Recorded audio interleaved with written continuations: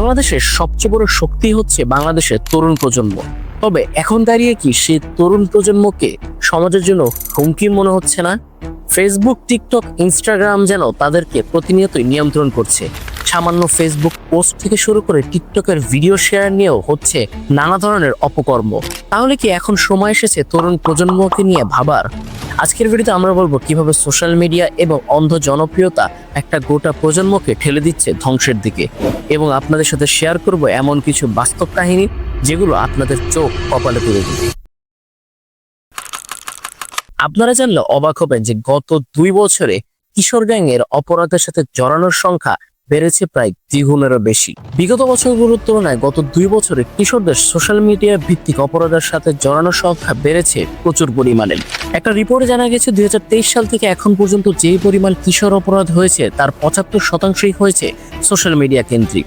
প্রতিনিয়ত তরুণ তরুণীদের টিকটক অথবা ফেসবুকের মধ্যে ভাইরাল হওয়ার স্বপ্ন যেন তাদেরকে নীতি নৈতিকতা, পরিবার এবং সমাজ থেকে দূরে ঠেলে দিচ্ছে। শরীয়তপুরের এক স্কুল ছাত্রী, বয়স হবে অলমোস্ট 16-র মতো, কিছুদিন আগে সে বিষ পান করে আত্মহত্যা করে। আত্মহত্যার কারণটা শুনলে আপনি বেশ অবাক হবেন। সে আত্মহত্যা করার আগে বলে গিয়েছে যে আত্মহত্যা করলেও শেষবারের মতো তাকে যেন কেউ দেখে। শুধুমাত্র টিকটকে ভাইরাল হওয়ার কারণেই কি সে এই ধরনের কাজ করলো? প্রশ্ন তখন চলে আসে, এগুলো কি আমাদের সমাজের ব্যর্থতা নয়? কুমিল্লায় ঘটে যাওয়া আরো একটি ঘটনা। সম্প্রতি কুমিল্লায় একটি ঘটনা ঘটে, যেটা হচ্ছে একটি স্থানীয় গ্যাং একটি কিশোরকে ছুরি আঘাত করে, এবং তাদের মূল মন্ত্রটাই ছিল সেই ভিডিওটা করে তারা যেন সোশ্যাল মিডিয়ায় ভাইরাল হতে পারে। তারা ভিডিওতে বারবার বলছিল, আমি ভাই, আমি নেতা। তবে শুনলে অবাক হবেন, সেই সকল নেতাদের বয়স শুধুমাত্র 16 কিংবা 17 বছর বয়স হবে। এই ধরনের কার্যকলাপের মাধ্যমে তারা ভাইরাল হতে চায়, যেটাকে এক প্রকার অসুস্থ মন মানসিকতাই বলা যায়। এক সময় আমরা মাঠে খেলতাম, সন্ধ্যাবেলায় বাসায় গিয়ে আবারও পড়তে বসতাম অথবা মায়ের বকুনি খেতাম। সময়টা যেন এখন রাতারাতি পাল্টে গিয়েছে।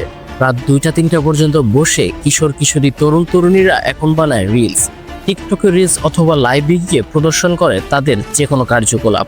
তবে সময়টা এখন যেহেতু বদলেছে, সবার সোশ্যাল মিডিয়া কেন্দ্রিক হওয়াটা খুব একটা অস্বাভাবিক নয়। তবে যেখানে অন্যান্য দেশের মানুষরা সেই সোশ্যাল মিডিয়া কিংবা অনলাইনকে তৈরি করছে তাদের আয়ের উৎস কিংবা ভালো কাজের জন্য, সেখানে আমাদের দেশের তরুণ তরুণীরা সেটাকে ব্যবহার করছে অপকর্মের ক্ষেত্রে।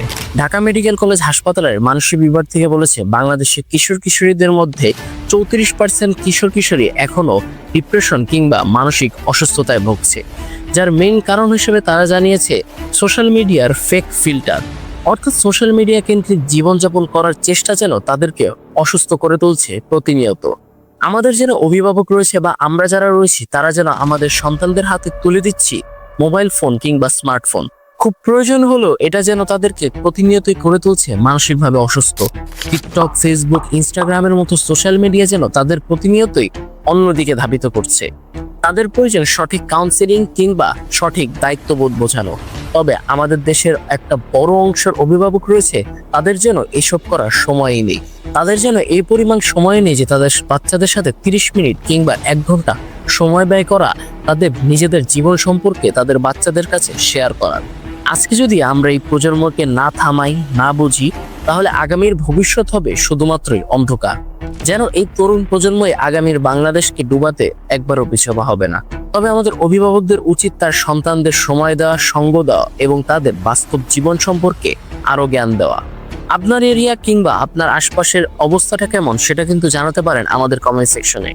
আজকের ভিডিও ছিল এই পর্যন্তই, দেখা হবে পরবর্তী ভিডিওতে। সে পর্যন্ত সবাই ভালো থাকবেন, সুস্থ থাকবেন। আল্লাহ হাফিজ।